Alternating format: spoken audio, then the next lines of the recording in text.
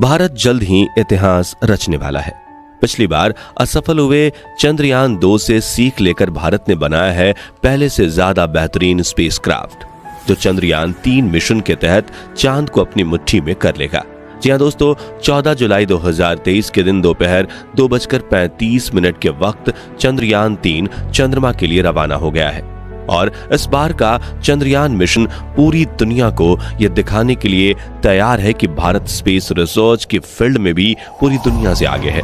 और आज हम आपको चंद्रयान 3 मिशन की लॉन्चिंग, चांद की सतह पर लैंडिंग, बजट, लॉन्च रूट और स्पेस क्राफ्ट में किए गए बदलावों से लेकर इसके मुख्य मिशन की पूरी जानकारी देंगे, ताकि आप भी इसरो के इस खास मिशन का हिस्सा बन सके। तो पूरा वीडियो जरूर देखिएगा। साथियों, आज तक सिर्फ अमेरिका, रशिया और चाइना जैसे 3 देशों को ही चांद पर अपना स्पेस क्राफ्ट उतारने में सफलता मिली है। और चंद्रयान 3 मिशन सफल होते ही भारत दुनिया का वो चौथा देश बन जाएगा जिसने चांद पर जीत हासिल की है। आज से करीब 4 साल पहले 22 मई 2019 के दिन भारत ने चंद्रयान 2 को चांद पर भेजने की कोशिश की थी। और इस दौरान पीएम नरेंद्र मोदी भी इसरो के बेंगलुरु वाले हेड ऑफिस पहुंच गए थे। और पूरा देश यही आस लगाए बैठा था कि चंद्रयान 2 मिशन सफल हो जाएगा। मिशन के शुरुआत में सब कुछ सही चल रहा था और 7 सितंबर के दिन चंद्रयान 2 चंद्रमा की सतह पर उतरने ही वाला था कि तभी चंद्रमा की सतह से सिर्फ 2 किलोमीटर की ऊंचाई पर विक्रम लैंडर से हमारा संपर्क टूट गया और हम चांद पर लैंडिंग करने में असफल हो गए थे। मिशन में मिले इस असफलता से इसरो के चीफ के सिवन काफी ज्यादा भावुक हो गए थे। तभी प्रधानमंत्री नरेंद्र मोदी ने उन्हें गले लगाकर सांत्वना दी थी, जिसके बाद प्रेस मीट में पीएम मोदी ने कहा था कि हम यहाँ रुकेंगे नहीं, बल्कि इससे सबक लेकर आगे बढ़ेंगे, क्योंकि विज्ञान यानी प्रयास और प्रयास और प्रयास। प्रधानमंत्री नरेंद्र मोदी की कही इस बात को आधार बनाकर इसरो ने फिर से चंद्रयान 3 को चांद पर भेजने के सपने बुनना शुरू कर दिया था। लेकिन उस वक्त हुई भूल को सुधारने में इसरो को पूरे 4 साल लग गए और अब उन्होंने पहले से ज्यादा एडवांस और पावरफुल स्पेसक्राफ्ट तैयार कर लिया है। दोस्तों, चंद्रयान 2 की नाकामयाबी से निराश होने की बिल्कुल भी जरूरत नहीं है, क्योंकि पृथ्वी के वातावरण से बाहर निकलकर अंतरिक्ष में जाना अपने आप में बड़ी चुनौती होती है। और जानकारी के लिए बता दें कि अमेरिका अपने सभी चांद मिशन में से कुल 26 बार फेल हो चुका है, जबकि रशिया को 14 बार फेलियर का सामना करना पड़ा था। लेकिन भारत ने तो अपनी पिछली असफलता से इतनी बारीकी से सीख ली कि इस बार चंद्रयान 3 का सफल होना तय माना जा रहा है। इस विषय पर बात करते हुए इसरो के मौजूदा चीफ एस सोमनाथ ने कहा कि चंद्रयान 2 मिशन में भले ही हम असफल हुए थे, लेकिन बड़ी बात यह है कि हम इससे सीख लेकर आगे बढ़े हैं। आगे उन्होंने कहा कि असफलता मिलने का ये मतलब बिल्कुल नहीं कि हम कोशिश करना ही बंद कर दें। चंद्रयान 3 मिशन से भी हमें बहुत कुछ सीखने को मिलेगा और इस बार हम इतिहास रच देंगे। साथियों, 14 जुलाई के दिन दोपहर के 2:35 पर इसरो आंध्र प्रदेश के श्रीहरिकोटा स्थित अपने सतीश धवन स्पेस सेंटर से अपने चंद्रयान 3 को लॉन्च कर दिया है। इसरो के मुताबिक चंद्रयान 3 को उसी रास्ते से चांद भेजा जाएगा जो चंद्रयान 2 का था। साथ ही इसे चांद के दक्षिणी ध्रुव पर ही उतारा जाएगा, जहां पर चंद्रयान 2 को उतारा जाने वाला था। यानी हम यूं कह सकते हैं कि चंद्रयान 3 अपने पिछले साथी चंद्रयान 2 का बचा हुआ मिशन पूरा करेगा।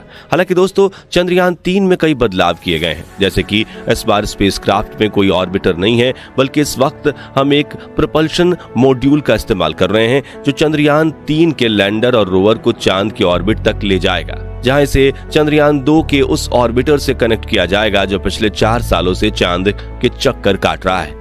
इसरो के इस मून मिशन के मुख्य 3 लक्ष्य हैं, जिसमें पहला है चंद्रयान 3 के लैंडर को चांद पर एक सॉफ्ट लैंडिंग करवाना, दूसरा है इसके रोवर को चांद की सतह पर चलाना और तीसरा चांद पर कुछ जरूरी साइंटिफिक रिसर्च करना। आइए अब एक एक करके इन तीनों के बारे में विस्तार से जानते हैं। सबसे पहले बात करें लैंडिंग की, तो किसी भी स्पेसक्राफ्ट की 2 तरह से लैंडिंग होती है, हार्ड और सॉफ्ट। जिसमें से हार्ड लैंडिंग में कोई भी स्पेसक्राफ्ट अंतरिक्ष में मौजूद ग्रह और उपग्रह पर तेजी से लैंडिंग करता है, जिससे सतह से टकराकर उसके क्रैश होने के चांसेस बढ़ जाते हैं। हार्ड लैंडिंग के दौरान ज्यादातर मामलों में स्पेसक्राफ्ट से हमारा संपर्क टूट जाता है या फिर वो एक जगह पड़े रहते हैं, और यही दिक्कत चंद्रयान 2 के विक्रम लैंडर के साथ भी हुई थी।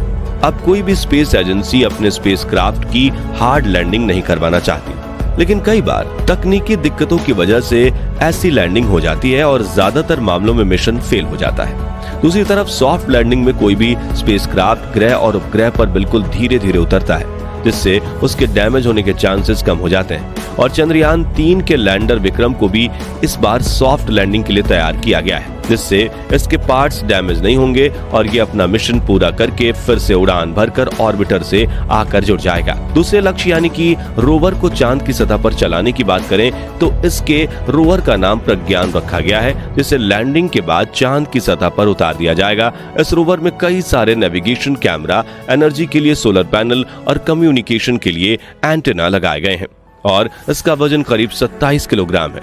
ये चांद की सतह की डेटा कलेक्ट करके लैंडर को भेजेगा और लैंडर इस डेटा को ऑर्बिटर को भेजेगा, जहां से ये डेटा इसरो के ग्राउंड रिसर्च सेंटर पर पहुंचेगी। अब इस मिशन के तीसरे लक्ष्य यानी रिसर्च की बात करें तो चंद्रमा 3 का लैंडर चांद के उस दक्षिणी ध्रुव पर लैंड करेगा जहां आज तक कोई स्पेसक्राफ्ट नहीं गया।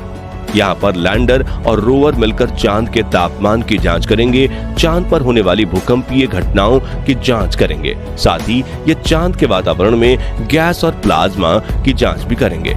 इसके अलावा कई सीक्रेट साइंटिफिक रिसर्चेस भी किए जाएंगे।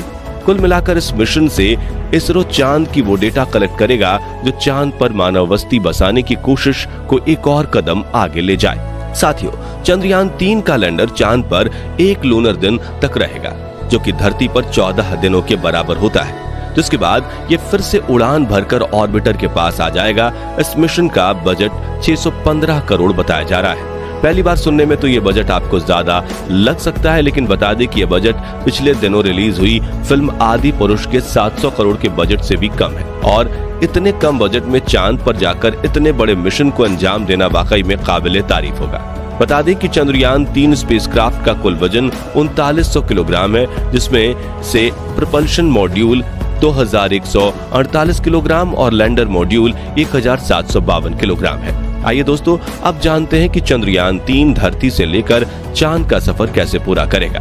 तो चंद्रयान 3 के स्पेसक्राफ्ट को रॉकेट से जोड़कर इसरो ने अपने LVM-3 लॉन्च व्हीकल से जोड़ दिया और यह मिशन LVM-3 के इग्निशन से शुरू हो गया। फिर ऊपर पहुंचने पर इसके अगल बगल लगे S-200 रॉकेट अलग हो गए और आगे चलकर पेलोड को कवर करने वाले को खोलकर भी अलग कर दिया जाएगा। रॉकेट का दूसरा चरण भी अंतरिक्ष में आके पहुंचकर मेन स्पेसक्राफ्ट से अलग हो जाएगा, जिसके बाद तीसरे चरण में क्रायोजेनिक इंजन चालू कर दिया जाएगा, जो चंद्रयान 3 को चांद तक ले जाएगा। फिर यह स्पेसक्राफ्ट धरती के कई चक्कर लगाते हुए पृथ्वी से दूर होता चला जाएगा और एक इलिप्टिकल ऑर्बिट में चांद को अप्रोच करेगा और कुछ देर बाद पृथ्वी के गुरुत्वाकर्षण के दायरे से बाहर होकर चंद्रमा के परिक्रमा पथ पर प्रवेश कर लेगा। चांद के ऑर्बिटर में पहुंचते ही लैंडर को प्रपल्शन मॉड्यूल से अलग करके चांद की सतह की ओर भेज दिया जाएगा और सतह के नजदीक पहुंचते ही इसके थ्रस्टर्स ऑन कर दिए जाएंगे ताकि इसकी रफ्तार को कम किया जा सके और ये चांद की सतह पर सॉफ्ट लैंडिंग कर सके। ये लैंडिंग 23 या 24 अगस्त के दिन करवाई जाएगी। दोस्तों, आप में से कई लोग होंगे जो चंद्रयान 3 के लॉन्च को लाइव भी देख चुके होंगे। उनके लिए इसरो ने एक वेबसाइट जारी की थी और उस पर रजिस्ट्रेशन भी किया था, जहां जाकर आपने लाइव लॉन्च को देख लिया होगा। अगर आपने नहीं देखा तो आइए हम कुछ आपको दिखाते हैं।